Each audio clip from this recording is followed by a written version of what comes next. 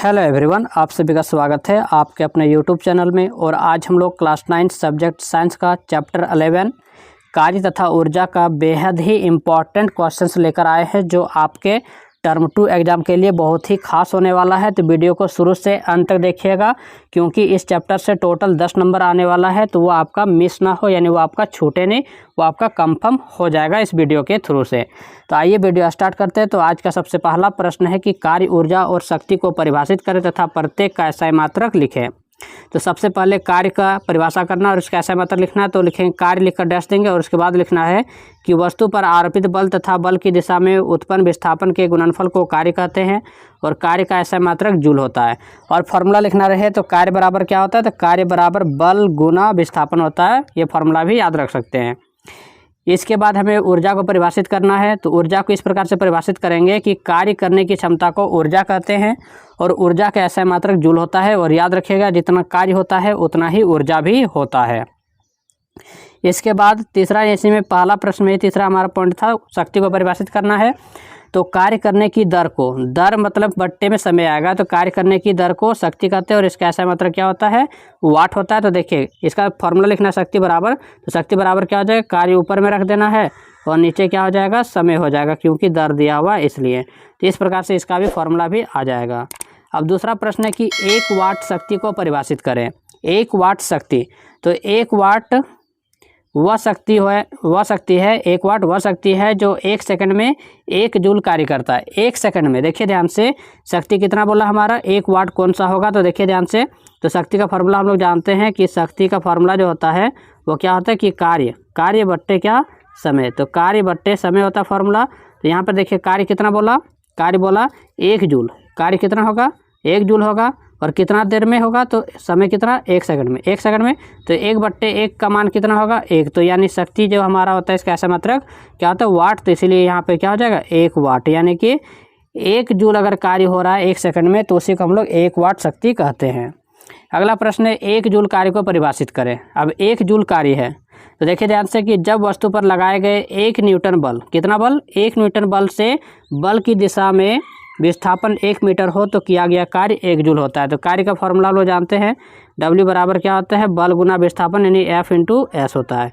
तो F मतलब देखिए बल, ये भी 1 रहेगा और विस्थापन भी 1 रहेगा, तो 1 × 1 कितना हो जाएगा, 1। और ये क्या है, कार्य का क्या होता है, जूल। तो इस प्रकार से 1 जूल कार्य को परिभाषित कर सकते हैं।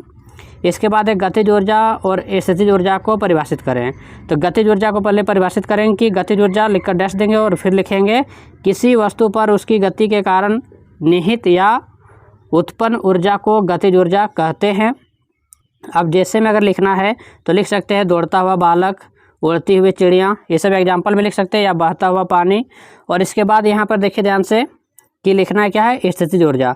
तो स्थितिज ऊर्जा में क्या हो जाएगा कि सबसे पहले स्थितिज ऊर्जा लिखेंगे और डैश देंगे, उसके बाद इसको परिभाषा लिखेंगे कि किसी वस्तु के स्थिति परिवर्तन के कारण उत्पन्न ऊर्जा को स्थितिज ऊर्जा कहते हैं। जैसे में लिखना है तो जैसे में लिख सकते हैं तालाब, यानी कि तालाब का पानी, यानी कि तालाब का पानी से जो उत्पन्न होता है ऊर्जा, उसको हम लोग स्थितिज ऊर्जा बोलते हैं, क्योंकि तालाब का पानी क्या होता है, स्थिर होता है। फिर उसको हम लोग गति प्रदान करेंगे तो उसका स्थिति क्या हो जाएगा, बदल जाएगा। उसके बाद दूसरा लिख सकते हैं कि धनुष की तनित डोरी, ये सब क्या है, एग्जाम्पल है स्थितिज ऊर्जा, यानी उसका स्थिति बदल रही है जिसके कारण उसमें ऊर्जा आ रहा है। तो अगला हमारा प्रश्न आएगा कि गतिज ऊर्जा क्या है, इसके लिए व्यंजक प्राप्त करें। तो देखिए गतिज ऊर्जा का अभी हम लोग परिभाषा लिखे, किसी वस्तु के गति के कारण उत्पन्न ऊर्जा या निहित ऊर्जा को गतिज ऊर्जा कहते हैं। तो इसको अभी हम यहाँ पे परिभाषा नहीं लिख रहे क्योंकि पहले लिखा चुके हैं। अब इसके लिए व्यंजक प्राप्त करना है। तो व्यंजक प्राप्त करने के लिए सबसे पहले फिगर बनाना होता है। तो फिगर हम लोग को इस प्रकार से बनाना है कि यहाँ पे एक इस तरीके का सरल लाइन देना है और यहाँ पर एक हमारा वस्तु ले लेना है, पिंड ले लेना है, जिसका द्रव्यमान कितना है, m है। कितना द्रव्यमान है, m है।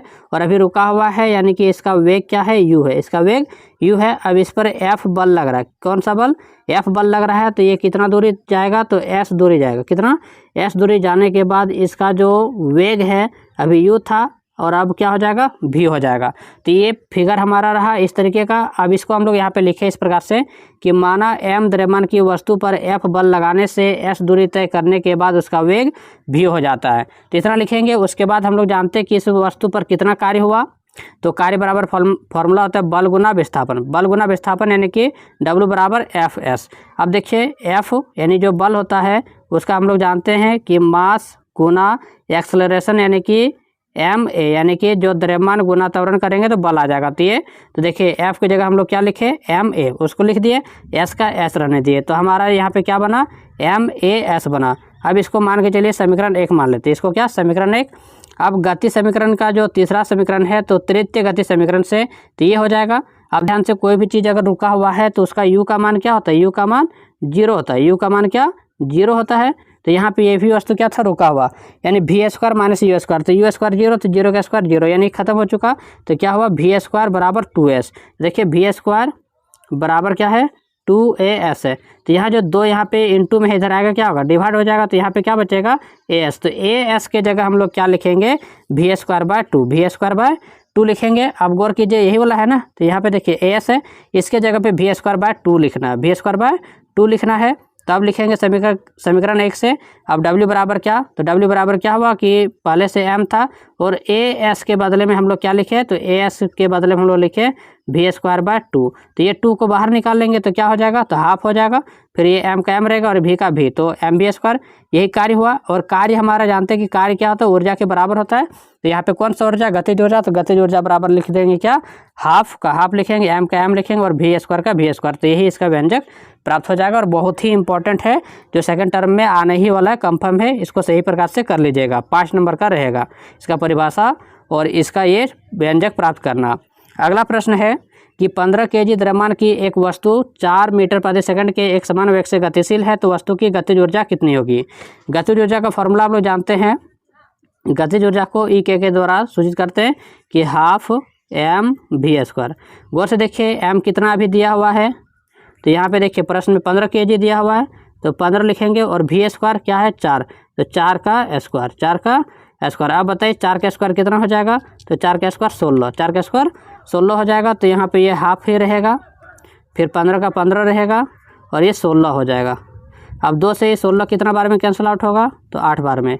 अब ये 15 गुना 8, तो 15 गुना 8 करेंगे कितना आ जाएगा 120 आ जाएगा। और ये क्या है ऊर्जा है, तो ऊर्जा का ऐसा मात्रा क्या होता है जूल, तो इसका आंसर कितना हो जाएगा 120 जूल। तो इस प्रकार से आज हम लोगों ने इस चैप्टर का बेहद ही इंपॉर्टेंट क्वेश्चन देखे।